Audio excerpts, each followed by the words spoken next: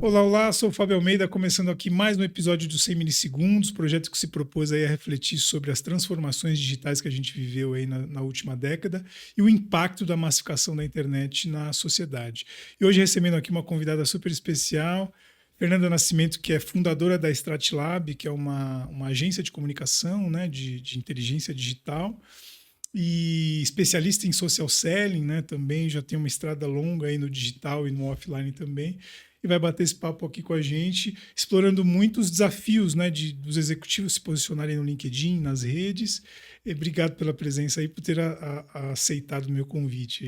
Eu que estou feliz de estar aqui, quero te agradecer pelo convite e pelo papo, porque eu sei que aí vem provocação. Sim, um pouquinho, né? Mas acho que para a gente começar, antes de entrar na pauta, aí acho que seria legal você contar um pouco da sua trajetória, assim, né? Dessa migração do off. Você já tinha uma carreira estabelecida no offline, né? E depois, meio que para quem era de comunicação, foi meio que inevitável abraçar o digital também, né? Assim, então, contar um pouco dessa sua mudança, assim, de rota, do off pro online. Pro online. Eu tenho eu completo 32 anos de marketing esse ano. E, enfim, é uma carreira longa, né? A gente não se dá muito conta, mas quando para e olha, assim, é uma carreira longa. E o digital entrou na minha vida muito tardiamente, se eu for pensar do ponto de vista de carreira, né? Na verdade, já ali na metade da minha carreira, né? Quando eu tinha mais ou menos 15, 16 anos de carreira. Esse ano que foi 2000 e... Foi mais ou menos, olha, eu me formei em 93. Pensa nisso, né? E aí o digital entrou efetivamente assim na minha vida, porque eu brincava ali, mesmo corporativamente, eu já trabalhava para uma marca que era B2B, né? Porque também eu tenho essa característica, eu sou uma profissional B2B. Então eu já trabalhava para o mercado B2B, e aí mais ou menos lá por 2007, 2008, a gente começou a produzir conteúdo muito educativo, né, para conversar com as audiências da marca para a qual eu trabalhava. E em 2010, eu acho que tem uma virada de chave que essa marca para a qual eu trabalhava, ela é uma marca de odontologia. E a gente trabalhava, era uma das responsáveis pelo planejamento global de mercados emergentes. Então, tudo que acontecia fora do Brasil, eu recebia muito rapidamente. Às vezes, antes mesmo de eu compreender que isso estava funcionando no B2B. Talvez fosse como no B2C, né, quando a gente vende direto para o consumidor final. E eu recebia isso para fazer no B2B, quando a gente vende para uma outra pessoa que está tomando uma decisão pela sua empresa, né? E foi interessante porque em 2010 eu recebo a minha primeira campanha de Google. Olha como não 2010, faz tanto tempo isso. Então, mas é que a mudança foi muito rápida. Muito rápida. E a gente tinha uma demanda de venda de tomógrafo digital, online, muito específico. E já em 2010, como a campanha bem organizada, feita com planejamento, com pesquisa de comportamento do consumo online do cliente, a gente conseguiu fazer uma campanha que arrebentou. A gente precisava vender uma média de 30 tomógrafos, a gente acabou vendendo 150 no ano. Então foi muito superior. Foi um case global, né? Embora a gente estivesse ali competindo com todos os países do mundo, porque era um grupo muito grande, continua sendo, a gente bateu todas as metas. E aí o Google entra, então, na minha vida, né? Então eu falei, opa, tem alguma coisa aqui. Então eu posso combinar esse conteúdo com anúncio e vai dar bom.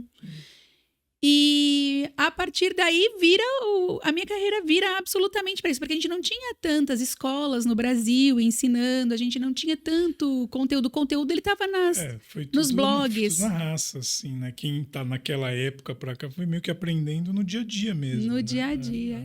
Consumindo conteúdo de blog. Então vai pro blog do Google, vai pro blog do Facebook, vai pro blog dos blogs que a gente conseguia, que a gente tinha. Tanto que essa época teve um boom, assim, de agência de search, né? De Google, né? Que tinha muita agência fazendo isso, assim. Que era o SEO, né? Que era o orgânico e a busca paga. Tinha muita agência fazendo isso. Né? Isso, teve um boom mesmo nessa época. Enfim, e aí começa a minha história com o digital. Mas veja, quando o digital entra na minha vida... Eu falei que eu me formei em 93, eu terminei minha segunda pós-graduação em 97. O digital ainda era muito incipiente. Muito para frente o digital entra na minha vida. A minha segunda pós-graduação eu fiz na Inglaterra e eu me comunicava por carta com as pessoas. Caramba. A gente não tinha... Eu lembro que eu tinha uma amiga que tinha condição financeira melhor que a minha, e ela morava com uma tia na Inglaterra. E ela se comunicava com os parentes por e-mail, mas para mim isso era muita novidade, porque ninguém tinha, do meu círculo de amigos e da minha família, ninguém tinha e-mail no Brasil. Era muito... Né? Então, veja como... Fiz muita coisa offline na vida, né? Então, eu comecei minha carreira no que a gente chama de BTL, né? No Below the Line. Então, fazia promoção de vendas, Olha, fazia tempo que eu não eventos, escutava essa expressão. merchandising, nos primórdios. E aí, então, depois que o digital entra, eu tenho um olhar novo, principalmente para esse digital que vende. Porque o digital ele entra no momento 1 da minha vida para geração de oportunidades de vendas. Já para complementar o que você já fazia de geração de negócio. Exatamente. Então, eu tinha 2 lugares ali, né? Esse educativo, que era bem bacana, que eu acho que a gente fazia bem. E tinha esse, então, que ele puxava mais para a geração do lead, né? Lead como oportunidade de vendas. E aí começa, então, a minha carreira no digital. E daí para frente, muitas oportunidades se abrem, né? Muitas novas iniciativas, elas aparecem para compor o portfólio de marketing, né? E então, essa é a minha trajetória. Legal. E a Stratlab, você fundou em que momento disso? No final de 2013, eu tenho meu segundo filho e eu sou demitida depois da licença maternidade. E 2014, foi dezembro de 2013. Em 2014, a gente tem Copa do Mundo no Brasil e eleição presidencial. Ou seja, sabe aquela coisa de... depois do carnaval o Brasil começa a acontecer. Não começou. Não começou. Não tinha foi vaga. Foi um ano complicado, assim. Muito complicado. Muitas festas, muita coisa, né? Começou as manifestações e As tudo, manifestações, né? sim. Enfim, a gente tinha uma crise já forte fora do Brasil, e a presidente do Brasil falava que era uma marola, que não seria uma onda, que não ia pegar a gente, mas ela veio em cheio. Até porque a gente também tem um acontecimento aí que a gente tem uma virada da qualidade da China. A gente tinha antes de 2014, a gente tinha dúvidas da qualidade chinesa. Quando a gente fazia a produção na China, a gente precisava de alguém que era ocidental, olhando para a qualidade, para que a gente atendesse aos níveis de exigência das corporações, principalmente as multinacionais. E a partir de 2014, a gente tem uma virada na qualidade da China, em que eles não entregam mais aquela qualidade inferior, a cópia inferior, e passam, inclusive, a inovar, a entregar, né, produtos originais, similares, com uma qualidade alta, e originais com uma qualidade superior, né? Então, o que aconteceu com o meu mundo, que era industrial? Ele sai, a produção que era do Brasil, na minha corporação multinacional, vai para a China. E aí, toda essa... Enfim, a gente tem modificações também nos processos aqui na América Latina, né? E aí, sem a oportunidade... Especialista em China, que era eu. Então, eu conhecia muito de outros mercados, não só do mercado latino-americano, mas era um grande ativo para mim ser conhecedora de outros mercados, uma boa comunicação internacional. Eu não encontro espaço em 2014 no mercado de trabalho, porque as oportunidades são menores, porque ninguém está... Essa oportunidade com a exportação, ela se limita, e então, meio sem alternativa. Eu fui procurar apoio com uma amiga, que ela é dona de uma empresa, de uma rede de apoio ao empreendedorismo feminino. Então, de uma certa forma, eu comecei ali, até mesmo como eu não tinha um emprego formal, fixo, eu resolvi que eu ia entender um pouco melhor desse mundo, apoiá-la no que eu pudesse, e fui ajudar e acabei sendo ajudada, né? Porque comecei a mentorar uma empresa pequena aqui, outra ali, aí comecei a dar aulas, enfim. Quando eu me dei conta, a Stratlab estava criada, tinha CNPJ, enfim. E com uma demanda que as empresas já tinham, né? Assim, já. Muito de entender o digital, de se posicionar, né? Assim, que ainda até hoje muita empresa patina ainda nisso, né? Nesse posicionamento digital. Acho que a pandemia deu uma acelerada nisso, as empresas correram um pouco mais atrás, mas ainda é um mercado que as empresas, os executivos das empresas ainda patinam ainda para entender, porque muda muito, né? Muda muito. E acho que tem um lance especialmente que ele é bem interessante. Ó, eu falei já para você que do dia 1 eu entendo que o meu marketing ele precisa gerar oportunidades de vendas, né? Então, isso é uma premissa do marketing B2B. Então, só que como que eu gero lead sem ser uma pessoa chata? Tá. Porque acho que cada vez mais ao longo também desses últimos anos, o comportamento do consumidor mudou consideravelmente, e aí a gente tem um ponto de corte aí na pandemia que a gente vai falar dele e que ele é bem relevante, mas o consumidor muda o comportamento, o algoritmo só entrega para o consumidor o que ele deseja ler, e eu, como empresa, não mudo o meu comportamento nem estratégico e nem de produção de conteúdo. Não, eu continuo falando com o cliente como eu acho que é bom para ele. E aí a gente tem, então, um problema, né? Lá atrás, quando eu começo, então, a mentorar as empresas que são, de alguma forma, ligadas à Rede Mulher Empreendedora, que é a rede que me acolheu e onde a Stratlab nasceu, já tinha essa visão, né? De, poxa, eu posso ajudar a pequena empresa a ter uma reputação que sustente suas vendas e que faça com que ela seja competitiva frente às empresas maiores. Porque no digital, eu posso provar, eu posso ter uma reputação alta o suficiente para que ela seja competitiva quando comparada com uma empresa maior que ela, né? E isso é muito legal. Então, ali nasce com esse propósito a Stratlab em fazer com que as empresas, independente do seu tamanho, que elas possam ter uma reputação que as faça competitiva no mercado. Claro que usando da verdade, né? A gente tem que contar o que a gente realmente é. Mas muitas vezes, né? E principalmente quando a gente fala de donos, de altos executivos, de líderes das gerações Baby Boomer e X, em que a gente não foi ensinado a fazer marketing pessoal. Isso ainda se torna mais complexo, né? Porque tinha uma dissociação, acho que forte, de onde estava a experiência forte, né? A que faz diferente, a que impacta o meu cliente, eu não tenho divulgação. E a gente começou a ter uma massa de novos empreendedores, novos líderes sem tanta experiência, mas que sabiam se posicionar. Né? E aí teve uma Isso fase... faz uma diferença, né? Na rede social, né? De colocar a cara ali de quem sabe se comunicar. Não necessariamente a pessoa é tão técnica, tão boa, né? Mas ela sabe falar, contar uma história. E às vezes você tem ali um executivo que é super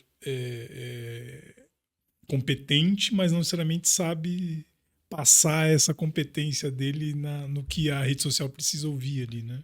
Você sabe que esse impostor sentou do meu lado várias vezes, né, Fábio? Porque eu olhava e falava assim, nossa senhora, mas tem essa pessoa aqui falando com tanta propriedade da minha área. Ele tem 1 ano de experiência no currículo e eu tenho 20. Pois é. Não é possível que...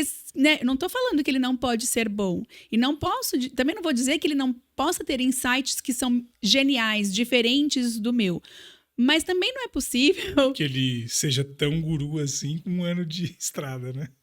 Muito melhor do que eu. E no mínimo a gente pode se equiparar e comparando as habilidades, a gente pode falar, olha, você é muito bom nisso e eu sou muito bom naquilo.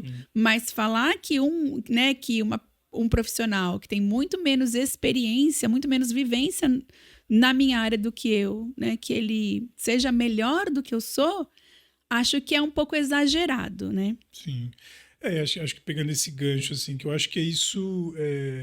que acho que aí você pode entrar um pouco nessa seara do desafio dos executivos, né, nessa estrada. Acho que você se especializou, já era de B2B, e a Stratlab é muito focada em B2B, né, em geração de negócio B2B, e tem um papel muito importante no executivo se posicionar para o executivo ser o rosto ali e gerar esse negócio, né, ser uma autoridade, né, num assunto e tal.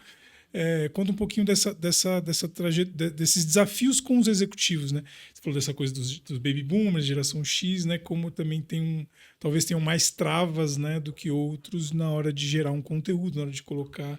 Quais são esses desafios no dia a dia com esses executivos para eles toparem, né, ser a cara da empresa ali e ser autoridade num assunto, né? É bem interessante. Eu falei para você que tinha um corte ali, né? E o corte é definitivamente a pandemia. Porque quando a pandemia prende a gente em casa,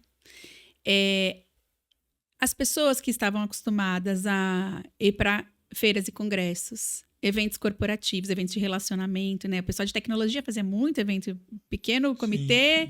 Sim. As palestras. As palestras e fazia relacionamento, reuniões, almoços.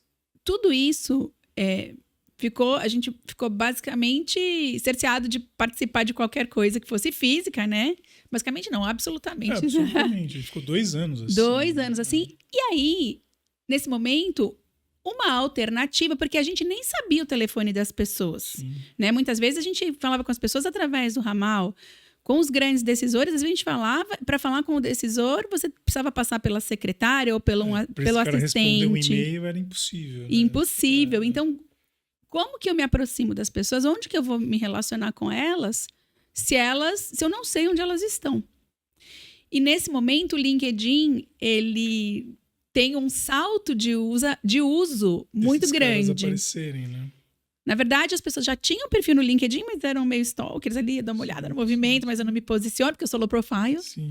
E acho que tem uma coisa de humanizar também, assim, não sei se essa é a palavra, humanizar, mas, assim, talvez essa figura do CEO, do alto executivo, tinha essa coisa de ser meio inalcançável, né? Mesmo que era com perfil no LinkedIn. E, de repente, na pandemia, esses caras estavam fazendo lives de camiseta em casa, você vendo a casa do cara ali. Então, meio que deu esse cara é que nem eu, assim, né? O cara tem os problemas em casa como a gente, assim. Né? Inclusive com o filho passando no fundo, que a gente entende bem cachorro, disso, bebê né? chorando. Então, assim... Não sei se essa é a palavra humanizar, mas trouxe esse cara mais para a realidade, né? Eu acho que a humanização ela foi uma consequência de alguma coisa que a gente nem percebeu que estava acontecendo, sabe? Acho que ela aconteceu naturalmente. O que eu mais escutei, então, na minha vivência, o que eu mais escutei eram os executivos, os altos executivos, super low profile, chegando e falando, acho que eu preciso tomar uma decisão. Porque quando eu fui para o LinkedIn, entendi como funciona e comecei a me relacionar com as pessoas... Nesse ambiente, vou chamar ele de ambiente porque ele se tornou o principal ambiente, né? Foi 51% o crescimento durante a pandemia do uso. As pessoas já tinham perfil, mas elas não usavam. Né? Mas de aparecer, de se posicionar e gerar conteúdo. E o que eu escutava deles era assim, olha, fui lá pro LinkedIn e tem um monte de gente com metade da minha experiência e o dobro da minha reputação. Eu falei, bom, então... a experiência a gente não precisa construir. É muito mais fácil você construir a reputação para ser competitivo nesse cenário. Você já tem, porque a experiência você já tem do que a pessoa construir uma experiência de 20, 30 anos que ela não vai conseguir construir tão rápido, né? Você não constrói essa experiência. E então, a gente tem uma transição. Eu entendo, né? Que, pelo menos na minha timeline, a gente tem uma transição dos gurus jovens que falavam coisas impactantes, mas que... na verdade, não combinavam muito com o que eu acreditava, iam muito além do que eu tinha capacidade de processar, né? Até mesmo porque quando a gente fala de estratégias de alto impacto, a gente também fala de alto risco. Então, assim, um lugar um pouco mais desconfortável para o executivo, né? E aí a gente começou, então, a ter a presença de executivos com mais experiência, né? Vou falar até uma palavra que eu gosto, assim, que eu acho que com mais lastro, sabe? E também se posicionando. Então, isso combinou mais com a grande base de decisores. Vou fazer um parênteses. Ao longo do tempo, né, e com essa passagem dos anos, obviamente, a gente começou a ter uma presença maior. Então, desde 2020 até agora, a gente teve uma entrada muito forte de decisores millennials dentro, né, desse cenário também. E o millennial, ele é um cara que ele gosta de escutar o experiente, mas ele também testa. Ele arrisca menos do que o Z, mas ele também arrisca. De toda forma, o espaço do executivo de muita experiência, ou da executiva, óbvio, né? Isso, quando a gente fala executivo, Sim. ele ainda é bem importante dentro dos ambientes corporativos, principalmente, né? Então, esse posicionamento... E não é nem uma questão de... Não é uma questão da gente ter que convencer, né? Porque ele sente essa demanda. Então, muitas vezes, o executivo hoje já traz a demanda. Ele fala, olha, eu não sei, eu estou desconfortável, eu quero fazer de uma maneira que eu me sinta bem, confiante, que eu não passe vergonha, que eu não me vulnerabilize. Porque você colocar, acho que como é um ambiente corporativo, né? Qualquer palavra ali mal posta, isso pode gerar uma crise para a empresa, né? E o cara ter que se posicionar ou ter que... Você vai ser questionado, né? Nem todo mundo quer ser questionado ali naquele ambiente, né? Não. Ninguém gosta do hater, né? Tipo, ninguém gosta... Mas é que eu acho que quando a gente pega um influenciador de outras redes, assim, talvez o cara já saiba que tem esse jogo, né? E talvez você ter hater é sinal de sucesso até, né? Porque você tá gerando clique, tá gerando coisa ali. Em outras redes, talvez isso seja sinal de que você tá popular ali. Né? Em alguns... Mas no LinkedIn não, né? Assim, acho que... É bom evitar. Você postar alguma coisa e alguém te xingar no LinkedIn, para quem tá xingando não é legal, né? Porque você também tá aparecendo ali.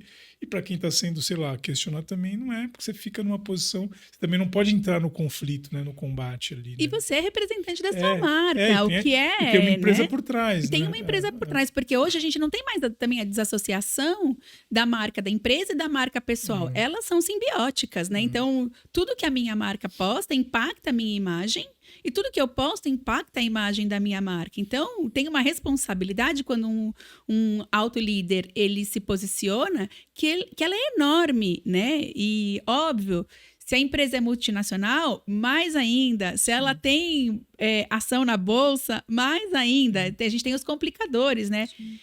Mas dá para fazer esse posicionamento de uma forma inteligente, interessante, no tom de voz do cliente, num tom que ele se sinta muito confortável, que ele tenha orgulho de assinar esse conteúdo e gerando resultado. Hoje, para você ter uma ideia, Fábio, eu gosto muito desse dado, mas é um dado da Edelman, inclusive, de 2023, que 47,6% do conteúdo de Thought Leadership, que é esse conteúdo do executivo em que ele compartilha tendências, insights, ele gera negócio. Legal. Aliás, 47,6% geram negócios. Legal. E é uma métrica muito forte. Eu vou falar para você que no B2B hoje a gente não tem nenhuma iniciativa, nenhuma estratégia de marketing que gere tanto resultado a médio prazo quanto o posicionamento dos executivos. E aí acho que também deve ser um desafio que você enfrenta no dia a dia, né? Porque tem que ter um pensamento a médio prazo, né? Não é imediato, assim. Então, não sei. E isso é um erro, acho que você pode dar a sua opinião sobre isso. Eu vejo, eu estou postando pouco no LinkedIn, a gente conversou um pouco no off aqui sobre gerei isso. Lead. Mas eu acompanho muito, sempre entro. Então, assim, um erro que eu vejo muito dos profissionais assim, de mídia, né, que é mais da minha área, é assim, o cara é um executivo de vendas e ele nunca posta nada, ele está ali. Aí, de repente, ele entra numa empresa e aí ele começa a postar muito sobre aquilo que a empresa faz, que é a melhor do mundo e tal. Aí, só que assim, ele posta muito durante uma semana, duas, e depois ele para. Acabou. Aí, depois de um ano, você vê o cara que está numa outra empresa, ele começa a postar. Assim, não tem uma regularidade. Assim. Então, se eu sou um executivo de mídia digital, eu tenho que postar sempre sobre mídia digital, sobre mercado, sobre a coisa, independente da empresa que eu esteja. Vai estar implícito que eu estou representando aquilo ali. E acho que as pessoas caem muito nisso. Agora eu vou começar a postar. Aí começa a não dar resultado, o cara para de postar e não tem uma regularidade nisso. E eu vejo que quem tem uma constância nisso, o cara está sempre falando do assunto e tal, o cara acaba criando uma autoridade naquele assunto específico, independente da empresa que ele esteja. E acho que isso, na hora que você pega ali alguém para poder planejar o conteúdo, acho que isso é um desafio de fazer o cara entender, cara, tem que ser constante, né? A gente não vai começar agora e vai gerar um resultado, um lead amanhã, né? Assim, mas você me trouxe vários gatilhos aqui. Tá. Eu vou começar por um lado que eu acho assim, quando as pessoas têm que entender, principalmente os altos executivos, que hoje a longevidade das nossas carreiras também dependem da nossa reputação digital. Porque, não só porque quem não é visto não é lembrado, e eu tenho uma oportunidade enorme quando eu tenho regularidade de ser visto pelo mercado, não só pelos recrutadores, pelos headhunters, pelos executivos que vão tomar a decisão final na contratação, né, de um profissional. E também porque a gente tem indícios, por exemplo, para os próximos 10 anos, pelo menos, de que as novas gerações não querem posição de liderança. Isso estava na pauta aqui para te perguntar. Então, né? Você falou dos milênios, das coisas. Os Zs, eles não querem a liderança. Isso significa que a gente tem uma oportunidade de ter uma carreira mais longeva. Então a gente vai estender esse prazo, que pra gente não é ruim, porque a gente tá acostumado com o batidão, né? Sim. E vai ter uma transição, muita coisa vai acontecer, né? Mas se eu tenho mais oportunidade, eu preciso ser presente. Isso me ajuda a sustentar a longevidade da minha carreira. O outro ponto que eu acho que você trouxe é que quando a gente fala de conteúdo, eu tenho 2 clientes muito relevantes. Um é o cliente final, a pessoa que lê o conteúdo, a minha audiência. Eu preciso entender muito quem é essa audiência, porque as redes, elas têm 2 aspectos. Primeiro, elas são nichadas.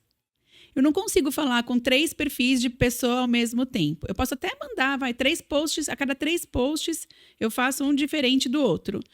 Mas se você é meu seguidor, Fábio, e aí aparece na sua timeline um texto que fala com você, depois um texto que fala com outra pessoa, depois um texto que fala com um terceiro perfil ainda, você deixa de parar e ler os meus posts. Isso pro algoritmo já é um enorme indício de que não te interessa.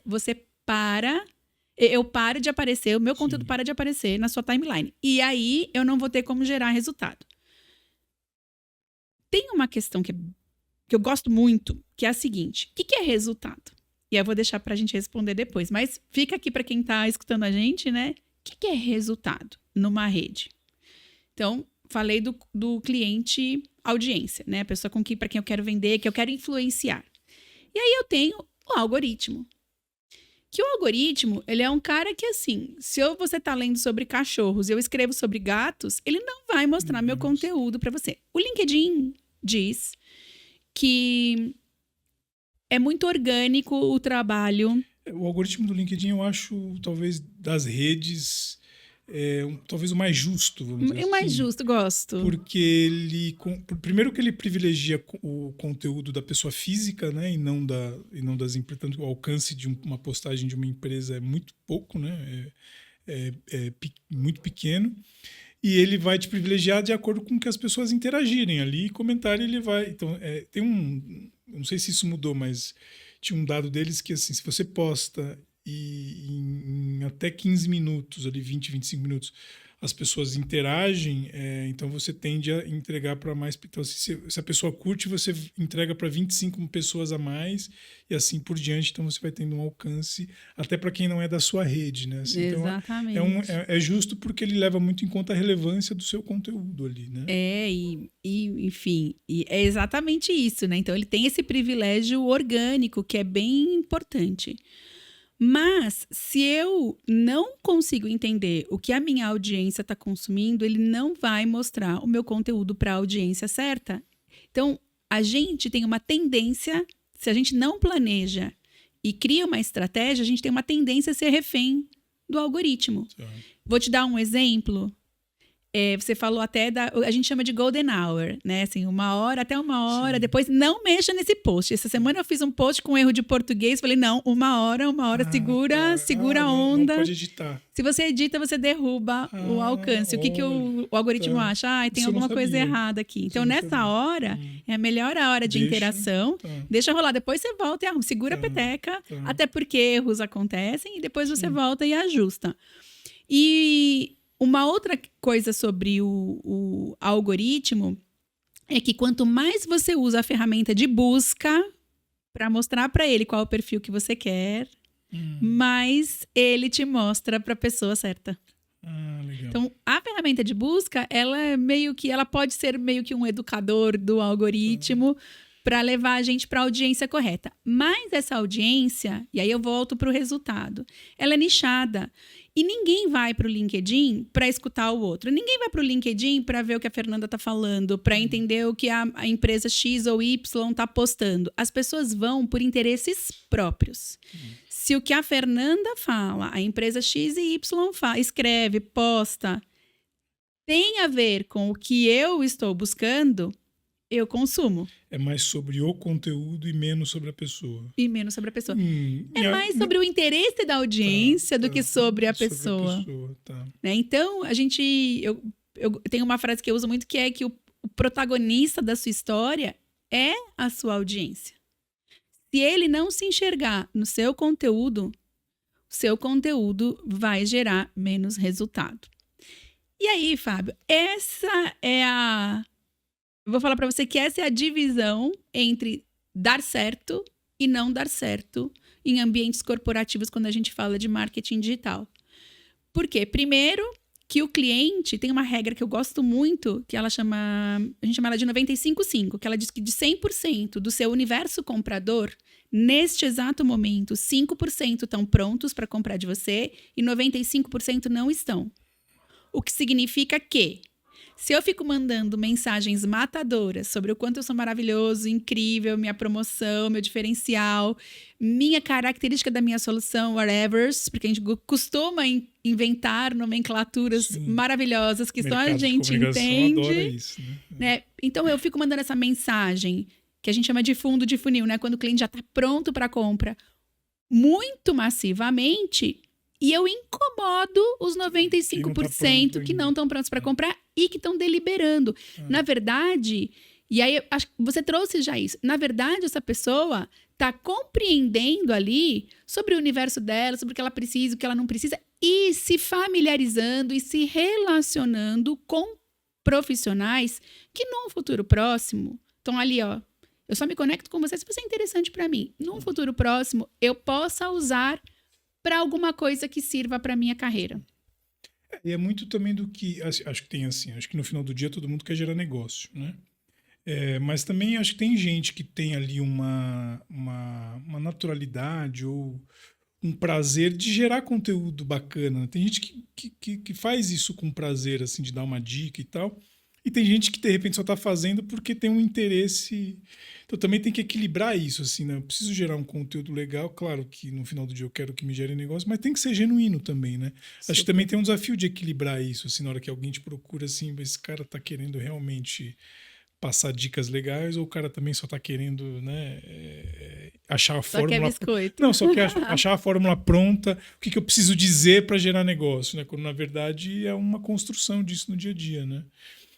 Então é difícil, né? Assim, e até minha dificuldade de postar, por exemplo, porque assim, eu vejo muita gente, esse cara é sempre maravilhoso, tudo é maravilhoso, e o dia a dia não é assim, né? Você tem dificuldades ali, né? Então, você entrar numa seara de ficar contestando, tudo é complicado, né? Desgastante, assim, né? Também, né? Mas só no Brasil são 71 milhões de usuários no LinkedIn, né? Então, tem audiência para tudo. Todo mundo, Tem uma frase que as pessoas me falam muito, que é assim, meu LinkedIn tá parecendo o Facebook. Aí eu falo, o meu não. O meu não, porque eu escolho o que eu vou ver. Eu escolho no meu comportamento, nos textos que eu paro para ler, isso é métrica pro LinkedIn. Se eu parei, ele fala, tá gostando. Sim. Até porque autoexecutivo, autodecisor, não deixa like nem comentário. Não, mas ele para e lê. Então... eu não espero dos meus posts que são, por exemplo, para CEO, que vários CEOs vão parar e interagir com ele. Não, eu espero que eles leiam o meu conteúdo. Por isso que resultado não é 1000 likes.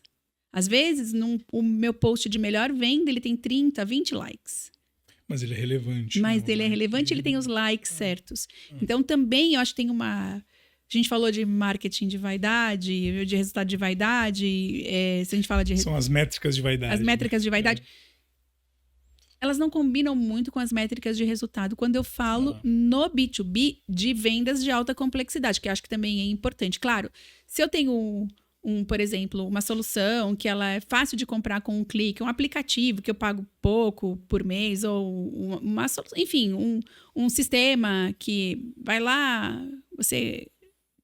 clica, cadastra o cartão e sai usando. Esse é um tipo de venda.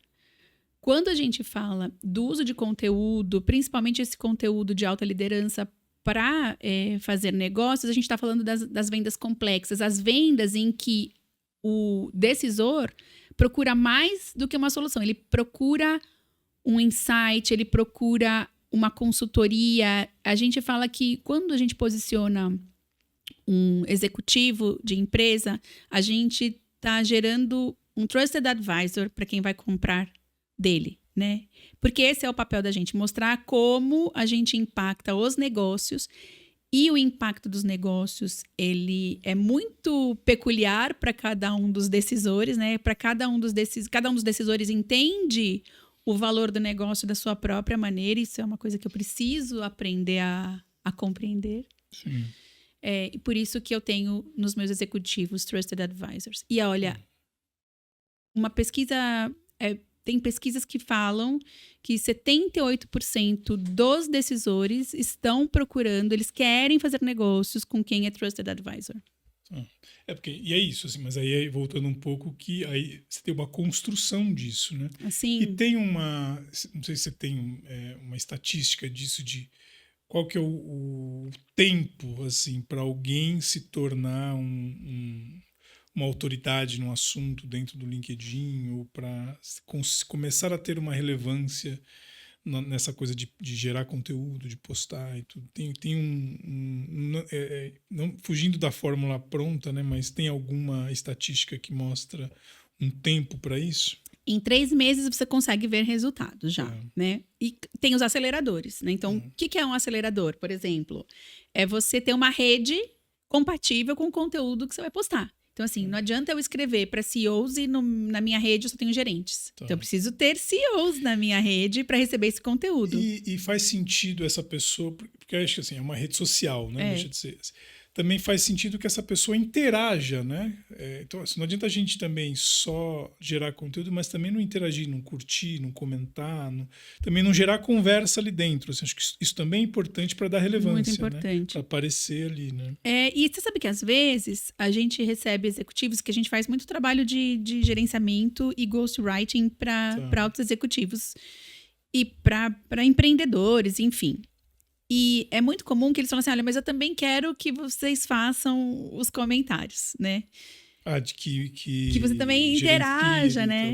Que é uma coisa que a gente não faz. Eu vou te explicar por quê. A gente não faz porque, principalmente, o grande valor está na interação. Na pessoa parar, né?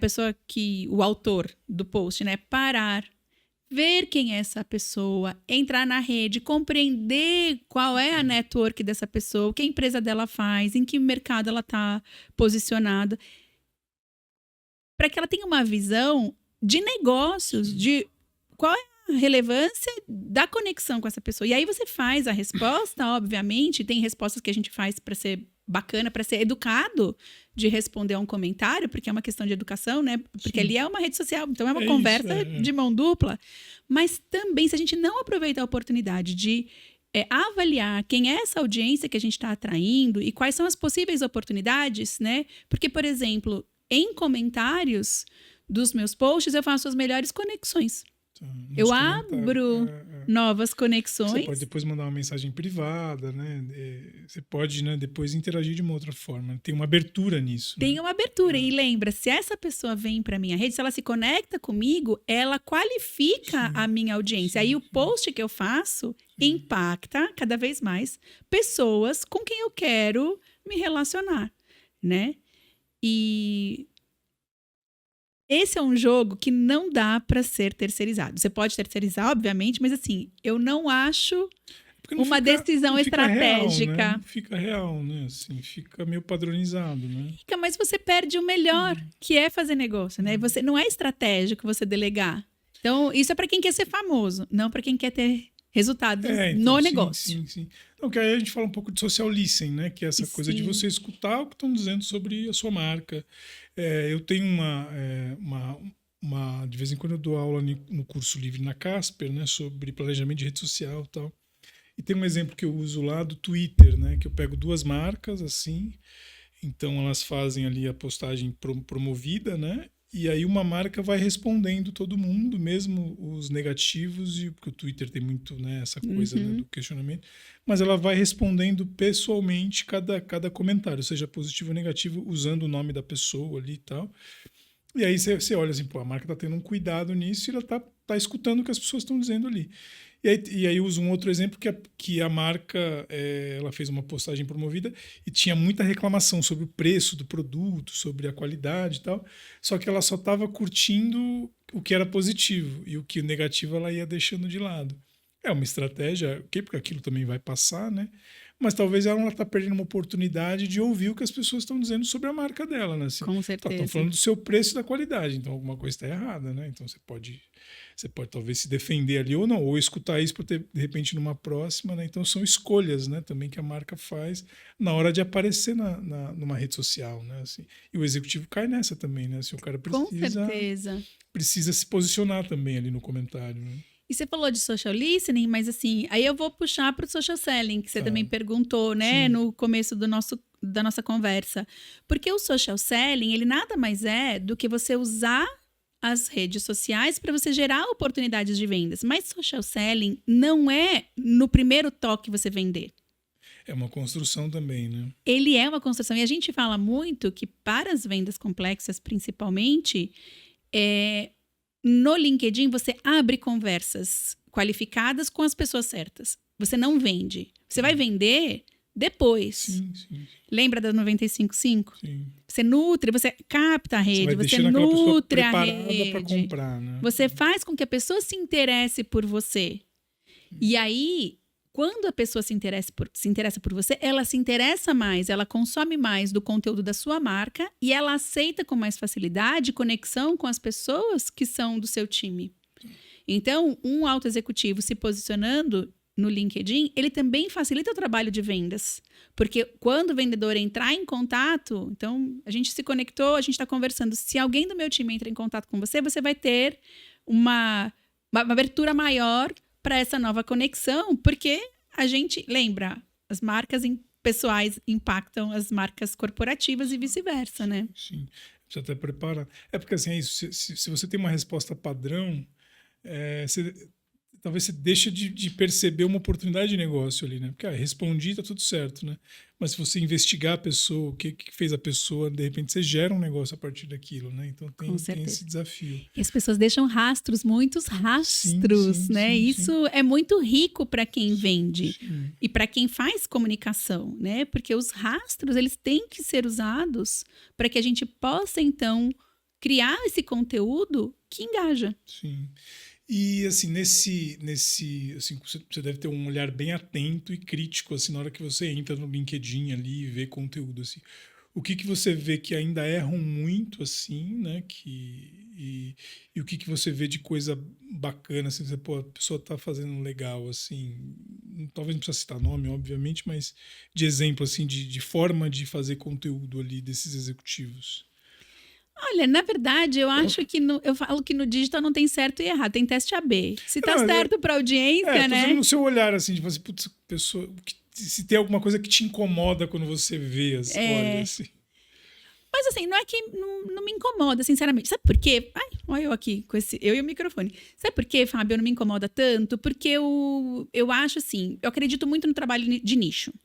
E eu acho, assim, que tem uma coisa que a gente precisa desapegar. Tô falando muito, você perguntou da minha opinião. Então, ó, uma coisa que a gente precisa desapegar, que é essa questão de concorrência, sabe? A gente tá muito acostumado, quando a gente tá em qualquer ambiente de negócios, a ficar olhando pro concorrente, o que o concorrente tá fazendo. Ah, mas o concorrente, eu vou fazer isso porque o concorrente também fez. Ah, eu tô de olho no concorrente. E eu sou muito centrada no meu cliente. Eu acredito, se você perguntar assim pra mim, Fernanda, quem é seu concorrente? Eu vou falar, não sei. O que ele tá fazendo? Eu falo, não sei. Eu acredito profundamente que quanto mais eu entender da minha audiência, mais eu vou ser competitiva. Mais eu vou gerar resultados. Então, eu não me importo com o que o outro faz. Eu me importo mais com o que eu faço. Mas, onde eu acho que tem oportunidade de melhoria. Então, onde eu vejo? Eu vejo, primeiro, em pessoas que falam muito de si mesmas. Essa coisa da gente se deslumbrar. Se vender o tempo inteiro. E a gente se deslumbra. Eu acho que quando você é um influenciador, ou um thought leader, né? Que aí, quando o executivo, o representante da marca, ele se posiciona como uma pessoa que traz tendências, insights, que eu acho que essa é a diferença. Tem os influenciadores corporativos que eles usam suas redes para falar da sua marca, como se fosse canal da marca, e tá tudo bem. E tem os thought leaders que eles são pessoas do setor, que né? falam do setor, isso. Eles são, né, pessoas relevantes para as pessoas que estão no setor. E aí, eu acho que tanto um quanto o outro, sendo um ou sendo outro, você vai ter que lidar com a sua vaidade. Sendo X, sendo Y, sendo Z. A gente vai ter que lidar com a vaidade, porque é gostoso ter like. É bom. Sim. Principalmente quando a gente vem de gerações, não as mais jovens, né? Mas quando a gente é X ou quando a gente é baby boomer, eu costumo falar que eu passei uma vida na corporação, 20 anos na corporação, esperando só um tapinha nas costas. Sabe, um olhar assim do meu chefe falando, ai, você é boa. A gente quer esse reconhecimento, assim, né? De vez em quando, assim, é bom. É bom. As novas gerações não são tão apegadas a isso porque elas buscam a validação social. Tá. Né? Mas a gente, que é de outras gerações, quando vem essa validação social, vou falar pra você que ela é bem inebriante. Tá. Então, você precisa tomar cuidado. As pessoas podem se perder nisso, assim.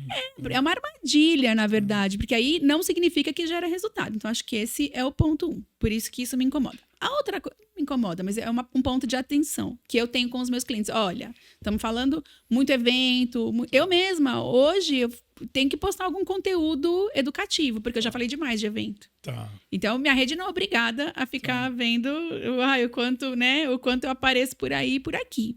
Então, eu preciso também falar do que a minha rede gosta.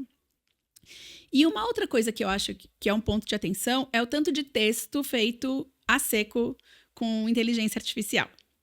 Isso tem aparecido muito. Muito. Né? E a gente já consegue evidenciar. Porque eles normalmente são textos mais rasos e textos que têm, de alguma forma, uma padronização. Sim. Dá para fazer texto mais humanizado? Dá para fazer texto com conteúdo melhor? Dá. Porque, óbvio, você pode ensinar, né? LLM lá, fazer um trabalho direitinho e tal. Mas a gente ainda não tem, eu acho que tem faltado nos textos que são produzidos com inteligência artificial, criatividade e autenticidade. Então, mas aí é um erro, talvez, que quem está criando conteúdo, assim, é preciso criar alguma coisa, né? E aí meio que fica meio pastelaria ali, né? Fica criando texto ali, alguma coisa. Muito texto. E aí fica meio pastelaria e aí perde também relevância, né? Disso. E aí vai pasteurizar, né? E aí quando pasteuriza, a gente perde a graça. A própria rede social, acho que a gente tem um risco, se a gente não fizer um trabalho inteligente com relação à inteligência artificial, e não tô falando que não é para usar não, viu? Tô falando que é para usar, mas a gente precisa aprender a usar a inteligência artificial para fazer conteúdo. Mas se a gente não tomar cuidado, a gente vai fazer com que as redes sociais sejam sem graça. Se todo o conteúdo é pasteurizado... porque aí a gente passa a não olhar mais, assim, né? Então fica tudo vira paisagem, né? E aí, assim, acho que o LinkedIn hoje tem vários... Porque antes o LinkedIn era muito pautado em artigo, né? Artigo ali, algum pensamento. Mas hoje tem possibilidade de colocar vídeo, foto, sim, carrossel, né? Tem várias fazer evento, você pode fazer um evento inteiro lá várias dentro. Várias formas de você postar conteúdo ali, né? Assim, não só o texto puro, que também hoje é um desafio para quem gera conteúdo, né? Assim, porque você escrever um artigo, por mais que seja super elaborado, talvez o alcance desse artigo, né, vai ser muito pequeno, né, para alguém parar e ler, mas é importante gerar. Mas de repente você gera aqui 3 minutinhos de conversa e com um pensamento e aquilo vai alcançar bem mais gente e você passou o seu recado, né? Exatamente. Então tem essa coisa do imediatismo também e desse conteúdo curto, né, que as pessoas estão consumindo muito, né? Fora o LinkedIn, tem alguma outra rede que se destaca nessas estratégias B2B? Então, na verdade, em todas as redes você pode ter o B2B. Depende de quem? Depende da sua audiência e do seu budget, né? Porque, na verdade, o papel da gente como profissional de marketing é fazer com que o budget do cliente tenha o melhor desempenho, né? Chegue ao máximo resultado possível frente à sua limitação. Então, mas, por exemplo, eu tenho um cliente que ele trabalha... A entrega dele é para diretores de escola, educadores e coordenadores pedagógicos. Ou seja, é uma venda B2B. A escola vai tomar a decisão a partir dos seus gestores. Só que esse público não está no LinkedIn.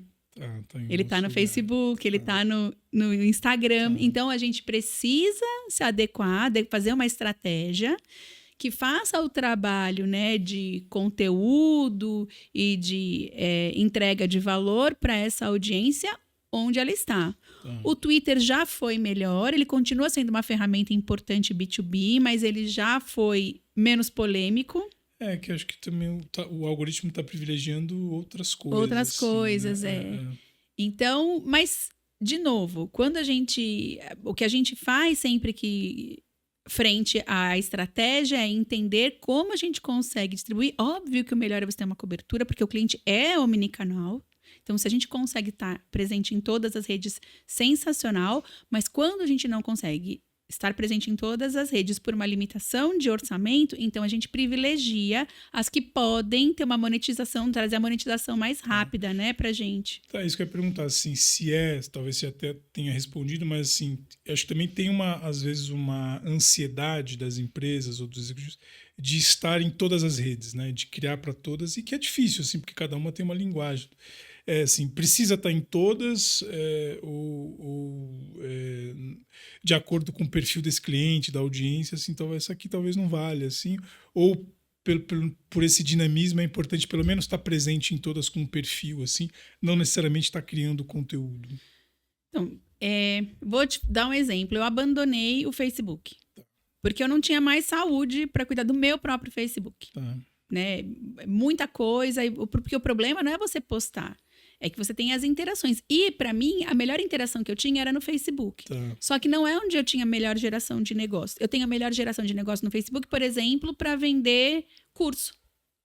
Para vender, né, para audiência de live. Mas não é, para eu vender Stratlab, não é o melhor canal. Que é um outro consumo ali dentro. Então, né? Frente à minha limitação, eu tive que fazer escolhas. Né? E eu acho que eu dei esse exemplo simples porque ele vale para o que a gente paga, né? Porque é conteúdo pago, porque é conteúdo orgânico, né? E quando eu falo de empresa que usa agência, tá pagando de toda forma, né? Porque nem sempre o mesmo conteúdo que vai para o LinkedIn, ele pode ser replicado no Instagram e no Facebook, né? E fora que eu acho que, de novo, o mais difícil é você conseguir dar atenção, você incita o público ao engajamento com o seu conteúdo e depois você deixa o público falando sozinho. Você não consegue dar atenção para social listening, você não consegue dar atenção para as respostas de, por exemplo, de atendimento, né, online. Então, acho que tem uma responsabilidade com essa audiência que ela é enorme. De novo, sai da vaidade do quero aparecer em tudo e fala assim, né, como é que eu atendo a minha audiência da melhor maneira? Porque dependendo, você começa a gerar, você vai ter, talvez você tenha um número de interações que você não vai conseguir dar conta, né? E aí a qualidade do seu serviço, do seu atendimento também cai, né? Assim, você não consegue dar atenção igual para tudo, né? É verdade. E não sei se você tem algum case que você possa citar, assim, sem citar o nome da empresa, assim, mas de tipo de conteúdo assim que gerou um resultado bacana assim para a empresa. Linha de conteúdo assim que gerou um resultado bacana. Eu vou falar de um cliente que eu tenho paixão, que é o Hospital de Amor, que antigamente chamava Hospital de Câncer de Barretos. Que legal. Né? A gente já fez campanha para eles, já. Antes da pandemia, faz um tempinho já. Aí eu sou enlouquecida pelo Hospital de Amor, porque a proposta e o propósito deles é muito claro, muito forte. Hoje, 100% dos atendimentos, sempre, né? 100% dos atendimentos são gratuitos. E todos os pacientes são SUS, né? Eles são atendidos através do sistema de gerenciamento desses pacientes é o SUS. Eles atendem uma média de 6 mil pacientes dia, nacionalmente, porque as pessoas acham que eles estão só em Barretos, mas não. Eles têm outras... Tem outros hospitais, unidades móveis, tem unidades de prevenção, então eles têm um trabalho de prevenção que ele é sensacional, assim, e isso acaba fazendo com que a sobrevida, né, do tratamento no Hospital de Amor seja superior, por exemplo, aos resultados comparados ao SUS. Só que só 20% dos custos do Hospital de Amor, eles são suportados pela tabela SUS. Então, o repasse do SUS é muito baixo. A gente precisa captar 80% dos custos, que ano passado passou de R$1 bilhão. Então, a gente faz um trabalho no LinkedIn de destinação de imposto pessoa jurídica para o Hospital de Amor, porque as empresas com lucro real, elas podem destinar, né, o imposto agora que a gente está em fase, por exemplo, de terminando pessoa física, as pessoas físicas podem destinar o imposto para o Hospital de Amor, né, através da doação, e as empresas também, quando chegar o IRPJ, né, elas também podem fazer essa destinação. Então, a gente tem um trabalho de mostrar para os doadores por que destinar esse imposto para o Hospital de Amor e não para outra instituição de saúde ou até mesmo para outra instituição que se beneficie das 3 leis que a gente pode se beneficiar no Hospital de Amor, que são a lei da criança e do adolescente, do idoso e a Rouanet. Legal. Então, tem essa, né, a gente precisa mostrar para as pessoas por que fazer a destinação para o Hospital de Amor. E acho que o principal trabalho que a gente faz é compreender quais são as razões, os motivos que levam o executivo que decide por essa destinação a tomar essa decisão. E a gente faz isso contando para eles o que ele recebe, que a empresa recebe como retorno. Então, por exemplo, a gente fala muito das ODS. Por quê? Porque o relatório de impacto do Hospital de Amor é muito forte e ele pode impactar também o relatório do doador.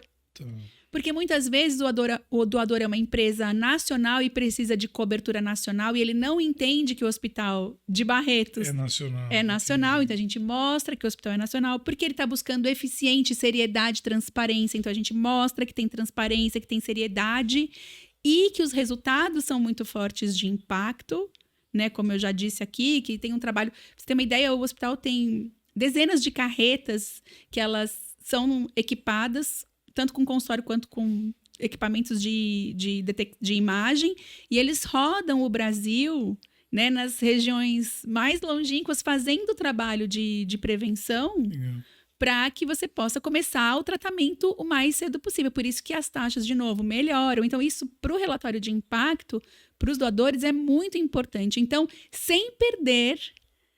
no entanto, o jeito Hospital de Amor de ser, que é um jeito carinhoso, em que os pacientes gostam de produzir conteúdo para eles, gostam de aparecer no vídeo. Tem um tom de voz ali, aproveita. Exatamente. Legal. Então, eu acho que esse é um exemplo que eu gosto, até porque eu já faço o comercial do Hospital de Amor, para quem tiver imposto para destinar.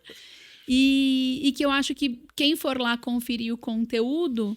vai ver que tem muita informação, né? Explicando, vocês vão conhecer, através do conteúdo, vocês vão conhecer mais sobre o hospital e mais sobre os benefícios que a empresa pode ter apoiando essa instituição. Isso é legal, né? Porque assim, não é só... porque aí é essa mudança que tem, né, da geração de conteúdo, que você não está só pedindo, doe para o Hospital do Amor, né? Você está gerando conteúdo relevante que mostra a importância do trabalho do hospital, né? O que ele faz. Tem uma história sendo contada ali, não só doe, né? Porque senão depois fica parte da paisagem só, né? Assim, só pedir, né? E não mostrar o porquê que está pedindo, né? Que acho que é essa mudança, né, de geração de conteúdo que as redes trazem, né, para as empresas e para os executivos, né? Exatamente. Não, legal. E assim, para a gente ir para os finalmente aqui, tem algumas questões aqui. Eu queria que você falasse um pouco desses desafios de liderança, né? Você falou um pouco assim, mas explorar um pouco mais assim, os desafios hoje de contratação, né, dessa galera mais jovem, né, assim, e que não necessariamente está pensando em liderar depois, né, não tem esse exemplo, como que é o desafio disso, né, no dia a dia. Deve falar um pouco dessa relação, assim, né, dessa galera que é bem competente, mas não necessariamente quer esse estresse da liderança, né? Essa responsabilidade, né?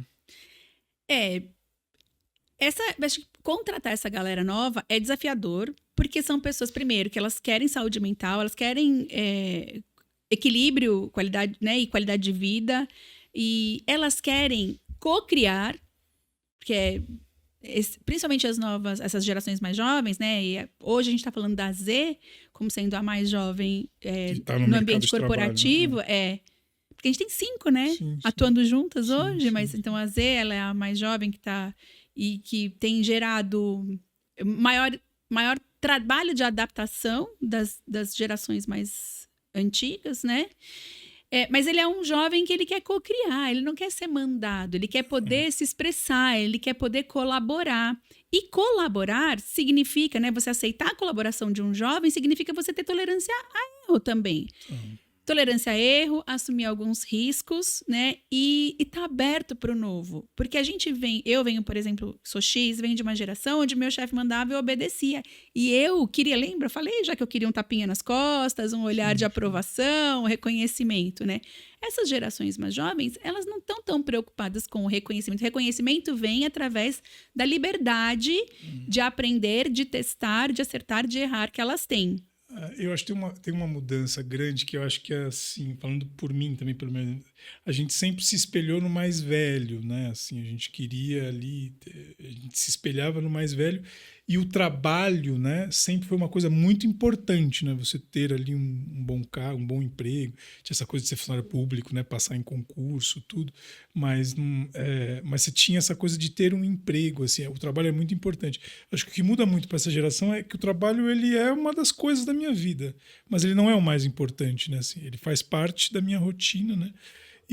Mas ele não é a coisa mais importante da minha vida, né? Então, eu acho que isso muda no gerenciamento e nas expectativas desse jovem também. Exatamente. Né? E o líder, ele tem um papel de inspirador que faz muita diferença na hora da geração de interesse dessa geração para as empresas, porque eles querem trabalhar com pessoas que sejam facilitadoras, que sejam inspiradoras, que ensinem, mas também aceitem a troca, né? Mas é difícil isso no dia a dia, né? Porque isso assim,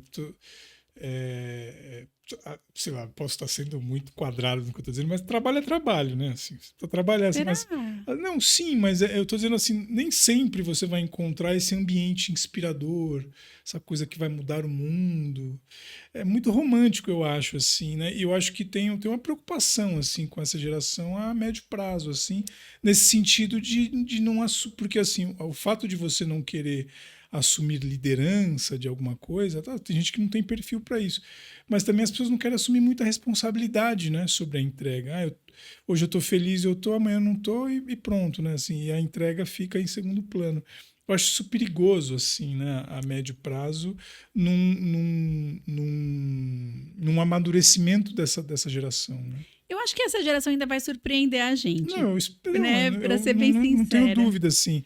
Mas eu digo pelo dia a dia de trabalho, assim, de lidar também com essa geração, é difícil, assim, é desafiador, assim, porque eu acho que tem um gap ali de assumir responsabilidade mesmo sobre as coisas, né? Eu acho, enfim, eu acho que assim, a gente tem, por isso que a gente precisa ser o líder inspirador, porque na inspiração você impacta as pessoas, né? Então você consegue, de novo, não é ensinar, mas você consegue, pelo seu exemplo, mostrar caminhos que podem ser adotados. Então, eu sou muito feliz com os meus Z. Tenho bastante geração Z na empresa, eu sou muito feliz com todos eles. E eu vejo muito que depende bastante do exemplo que eu dou para que eles assumam. Porque se eles sabem que eu estou engajada e que a gente tem um propósito, e todo mundo compra a ideia junto, você consegue fazer essa movimentação. Sim. Então, só que tem um papel... não é nem um papel, acho que é um desafio mesmo do líder, que é esse de você aceitar que você precisa fazer mudanças no seu comportamento. E às vezes essas mudanças, elas não são compreensíveis, a gente não consegue racionalizar essa mudança. Então eu acho que é um pouco de você aceitar o fluxo do momento, sim, porque a gente não vai conseguir ter respostas racionais para tudo. Sim. Então, muitas vezes meu sócio é meu marido, né? E de vez em quando, assim, acontece alguma coisa, vou dar um exemplo simples, assim, né? Então, por exemplo, ontem uma colaboradora minha, ela falou assim, olha, eu achei um gato atropelado, ele quebrou a perna, eu gostaria de me ausentar à tarde para cuidar da perna do gato atropelado, que eu nem sabia que existia ontem. Sim. E aí eu preciso entender...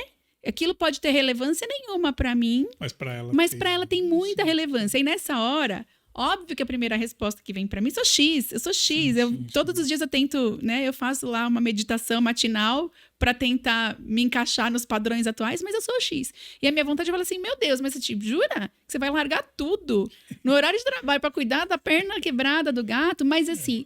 Mesmo que isso... Eu fiquei primeiro que eu me solidarizei com o gato. Mas assim, mesmo que isso que na minha cabeça isso não caiba, talvez o comportamento correto fosse pedir para que ela fosse depois do horário de trabalho, na hora eu compreendi Como o quanto líder isso ali, era né? importante para ela. Tem que ter essa troca, né? E que para ela desafiador, né? desempenhar melhor nos próximos dias, eu preciso entrar, né? Eu preciso aceitar. Eu compreendo. Eu sei que não é fácil. Não é, assim, não é fácil, assim, mas é uma mudança para todo mundo, assim, né? É que eu fico preocupado com isso a um pouco a médio prazo, assim, né? De repente, sei lá, né? Todo mundo vai achar um gato com a perna todo dia, né? E assim, acho que é pontual, né? Tem coisas que são pontuais, assim, né? Mas também acho que tem perfis de todas as maneiras. Eu tenho os Zs que são muito comprometidos, outros Zs que não são tão comprometidos. Sim. Mas tem todas as gerações, né? Isso que eu ia falar, que em todas as gerações a gente tem exclusividade, né? De A ao Z. Mas eu vou te contar, eu tô com um artigo separado lá da McKinsey para ler, em que eles se questionam se a geração Z vai assistir às Olimpíadas. E eu achei genial, não tinha pensado nisso. Que será que eles vão assistir as Olimpíadas? Depois eu conto para vocês quando eu terminar de ler o artigo, ou quem quiser dar uma gugada lá para entender. Porque é uma outra... E pode ser que assista de outra maneira, né? Pode ser que assista só o que repercutir nas redes, né? De uma outra forma. Assim, né? Como eu assisto Big Brother através das redes, porque eu não tenho paciência de ficar esperando. Talvez assista de uma outra forma. Mas olha só, a gente vê acho que a gente tem uma disrupção de comportamento pela primeira vez que ela vai além da nossa compreensão racional. Sim. E eu acho que isso é um fator que o líder precisa considerar, né? Tem aquilo, sabe? Tem uma oração que eu gosto que ela fala assim: olha, Deus me dê serenidade para o que eu, né? Me dê, eu não lembro como que é, mas é tipo, me dê coragem porque eu posso mudar e serenidade porque eu não posso. Isso é importante. Tem coisa que a gente não pode mexer, então não tem como. E uma outra pergunta que eu sempre faço assim para os convidados que é puxando um pouco para esse mundo de dados, de publicidade, como é que você lida, né, pessoalmente no dia a dia com o compartilhamento dos seus dados na internet, assim, se você tem essa preocupação, né, como é que você enxerga essa coisa da publicidade personalizada e desse compartilhamento mesmo que dessa vida vigiada, né, que a gente tem nas redes, como é que você lida com isso no dia a dia? É uma preocupação ou não é uma coisa que você presta atenção no dia a dia? Não, é uma preocupação. Por exemplo, eu não posto meus filhos. Agora, depois que eles fizeram 10 anos, eu comecei a postar nos stories porque desaparece rápido, mas assim, eu deixo pouco registro. Nunca me senti confortável com isso. Tá. Principalmente porque eu não sei onde essas imagens vão parar. E acho que tem isso, sabe que isso me bateu esses dias, assim, eu postava, parei de postar meus filhos, assim, há, sei lá, 2 meses atrás, mas parei. Porque me bateu uma coisa assim, até num papo que eu tive aqui com um convidado, que assim, será que daqui a algum tempo eles vão gostar de, assim... Você tão expostos. Assim, será que eles vão falar, pô, pai, eu não queria que você tivesse postado essa foto. E aí me bateu isso, assim, aí eu vou tirar um tempo, eu vou arquivar as coisas da rede social e talvez vou deixar mais coisas pessoais ou do trabalho, assim, mas a coisa deles, assim, eu vou tirar, assim, porque me bateu essa coisa do consentimento deles, né? Assim, e eu tenho medo da Deep Web. E também tem isso, assim, pornografia infantil. Tem coisas terríveis, assim, né? Pornografia infantil, tem coisas terríveis, né? E a Deep Web, o faturamento da Deep Web é maior do que todo o faturamento da internet, né? Muito maior que todo o faturamento da internet. Mas, enfim, tirando essa preocupação que eu tenho com as crianças, eu acho que tem coisas, sim, que eu preservo. Então, eu conto pouca coisa pessoal. Mas sempre eu conto o profissional. Então, né... Enfim, eventualmente eu conto uma coisa ou outra, mas eu não sou a pessoa que posto tudo o tempo todo. Eu tenho essa preocupação. Agora, quando você fala, assim, com relação ao uso de dados, né? Sim, a gente usa... Toda a estratégia começa na avaliação dos dados atuais. Então, eu preciso entender qual é o ambiente atual da empresa, seja ou do seu executivo, né? Então, tanto para a marca quanto executivo, qual é o ambiente atual para que eu possa ter um ponto de partida. Eu preciso entender muito... informações sobre a audiência que tanto a marca quanto o executivo querem impactar. Então, dados de social listening, dados de o que essa pessoa está lendo, o que ela consome, quais são os temas. Então, isso tudo a gente usa. A gente usa, sim, inteligência artificial, principalmente para organizar esses dados e para me mostrar predições. Então, a gente usa inteligência artificial desde que a gente entendeu que isso era benéfico nos dados, principalmente. Isso é uma coisa que assim, o nosso mercado sempre usou, né? Ferramentas de inteligência artificial. Acho que o que teve nesses últimos 2 anos com o ChatGPT, principalmente, é que furou a bolha, né? Assim, e aí acho que e o generativo, né? Que é uma ferramenta nova para a gente também, o generativo. E ela também é usada. Ela não é usada... Veja, ela não faz os posts, mas ela pode ajudar, né? Por exemplo, na organização da informação que a gente vai usar, né? Isso sim, absolutamente. Uma coisa que eu já fiz, já usei assim, é pedir ideia. E é legal, assim, né? Porque não vem o texto pronto, mas vem, você pode escrever sobre isso, né? nessa área. Pô, aí você pode, né, pegar algum tema e desenvolver ali em cima. E para isso, o Gemini, que é ligado, né, a ferramenta de busca, é genial. E é muito rápido, né? É muito rápido. Então, acho que sim.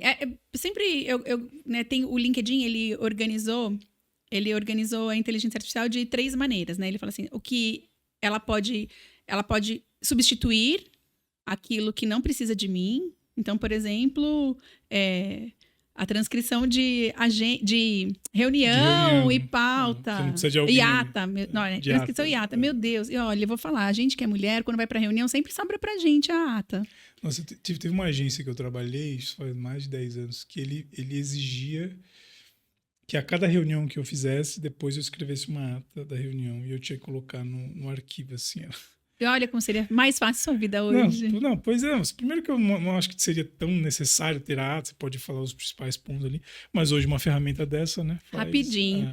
Então, enfim, tem o uso, né? Ela pode organizar para mim algumas coisas para que eu possa dar o toque final. E aí ela me ampara, por exemplo, fazendo avaliação dos dados de um cliente para que depois eu tome a decisão. E aí você coloca seu olhar ali também. Olha, então esse aqui é o cluster, isso aqui são as principais observações do cluster. Agora vai lá e cria uma campanha ou cria uma abordagem de vendas. Isso ela me ajuda. E tem coisas em que ela absolutamente não me substitui. Na comunicação, né? Na resolução de conflitos, na criatividade, enfim. Então, eu gosto muito. E o Gartner já fala de uma outra forma. Ele fala assim, que você pode usar a inteligência artificial para melhorar o seu dia a dia, que você já faz, ou para criar novos cenários futuros. Sim. Que também gosto. E aí, a generativa ela é essencial para te trazer ideias do que pode ser construído. Eu estava escutando alguma coisa, eu não lembro exatamente a fonte, mas que falava que estava mostrando como a tecnologia, a ficção científica, foi por causa da voz da inteligência artificial lá do ChatGPT, né? E agora tem o processo. Então, teve um dado falando que muitas das tecnologias criadas, elas se basearam na ficção científica, nos filmes de ficção científica. Então, eles traziam umas coisas que o cineasta, o roteirista, sei lá, divagavam e criavam, e depois, em cima dessas ideias... Que sendo... se sentaram e desenvolveram, então, para que essas ferramentas se tornassem reais, né? Não, assim, eu teve um episódio aqui que veio o Felipe Vassão, que é um produtor musical, né? Assim, músico, produtor musical. E ele falou de uma inteligência artificial, sei lá, dos anos 70, que começou a ser desenvolvida nos anos 70 e depois ficou mais redondinha nos anos 80, que pegava, fazia composições no estilo... eu quero uma composição no estilo de Mozart, no estilo... E ela já fazia generativa e já fazia. E aí isso passou pelo crivo, né, de especialistas em música clássica, e o cara falou assim, não, mas essa eu não conheço, mas E o cara tipo fica, não, mas isso aí não foi o Mozart que fez, foi a inteligência artificial. Então assim, aí hoje isso já tá sei lá, a gente consegue fazer. O TikTok anunciou que tem uma ferramenta lá para criar música para campanha e tal. Então hoje está assim tudo, mas não necessariamente é novo, né? Mas é uma coisa que hoje tem uma massificação maior. Furou a bolha, né? Furou a bolha de discussão. A gente se apoderou, né? Da ferramenta. A gente usa, né? Outro dia meu filho veio com uma redação. Mãe, o que você acha dessa redação? Eu falei, nossa, filho, né? Não tá ruim, né? Tá bem escritinha, tal. Você que fez. Ele falou, não, foi o ChatGPT. Aí eu falei, então... Calma, Não, né? Aí também não. Mas vê, é uma ferramenta absolutamente, a inteligência artificial absolutamente intuitiva que uma criança de 10, 11 anos senta e manuseia. Teve um professor que veio aqui também, e aí ele falou assim, talvez a gente tenha que, na sala de aula, né, dar o almaço para a pessoa, agora você vai escrever e a mão, né, para eu ver que você está escrevendo, porque é muito rápido você fazer qualquer coisa em casa, né? E gera isso. E é um desafio você muda umas palavras, então é um desafio, né? A gente vai ficando mais preguiçoso. Fazer com que as crianças não sejam dependentes. Vai ficando mais preguiçoso para as coisas, né? É um desafio. E aí, para finalizar, Fernanda, brigadão aí pela participação, foi ótimo. Dava para falar muito mais coisas aqui, né? Aqui. E assim, se der para deixar, assim, sei lá, dicas ou tendências, assim, para os executivos, assim, como o caminho para começar a se posicionar ali, né, para a empresa, para o executivo começar a se posicionar, se tem alguma dica para isso, né, dentro das redes, assim, para que isso gere negócio, assim, seja uma coisa original e genuína, né, e não só uma coisa para encher, né, preencher o espaço ali daquilo. Eu acho que o primeiro, eu vou dar, 3, 4 dicas. Assim, o primeiro é você entender o que você quer das redes. Qual é o seu objetivo? Você quer ser mais conhecido para você ampliar a voz da sua marca? Você quer ser conhecido para gerar mais negócio? Você quer ser conhecido para chegar em novos mercados em que ninguém conhece você e a sua marca? Então, qual é o seu objetivo? Que esse é o ponto número 1 e que leva ao ponto 2, que é, dentro desse ambiente onde você quer reconhecimento, quem é o decisor e quem são os influenciadores? Porque a gente vai ter que tomar decisões. Lembra que redes sociais são nichadas. Então, eu preciso saber exatamente quem eu quero impactar para eu ter resultado. Senão, eu vou fazer muito barulho, mas vou ter também muita fumaça, né? Então, entendeu quem é essa pessoa, né? Ou quem é esse grupo de pessoas, quando a gente fala, por exemplo, decisor plus influenciador, o que essa audiência consome e como ela reconhece o que você entrega. Você como influenciador, né? Tipo assim, por que, Fábio, que eu vou te seguir? O que eu ganho com isso? Tem que refletir disso antes, né? Antes, para que então eu possa criar uma linha editorial, né, que eu vá seguir e que eu possa, dentro dessa expectativa que a audiência tem de consumo de conteúdo, que eu possa colocar a minha experiência, né, que eu possa colocar o meu conhecimento, que eu consiga ancorar os textos que eu vou produzir e que são, né, potencialmente de interesse da minha audiência na minha vivência e nos cases que eu tenho para contar. As pessoas não querem saber de mim, mas elas querem saber como eu resolvo problemas. Elas querem saber como o que eu conheço e como eu adquiri esse conhecimento, né? E aí sim eu vou estar falando não necessariamente de mim e do quanto eu sou genial, mas da minha opinião, de como eu vejo o ambiente corporativo, de como eu vejo os problemas e suas soluções, e isso é autêntico. E aí você dá espaço para as pessoas também entrarem nessa conversa, né? De dar opinião e você gerar uma conversa, né? Até quando ela é diferente da minha. Eu gosto muito quando as pessoas vêm e colocam uma opinião diferente e eu sempre respondo, olha, obrigado pelo seu ponto de vista. Isso aqui eu vou refletir. Isso aqui eu acho que eu não concordo tanto ainda, mas eu acho...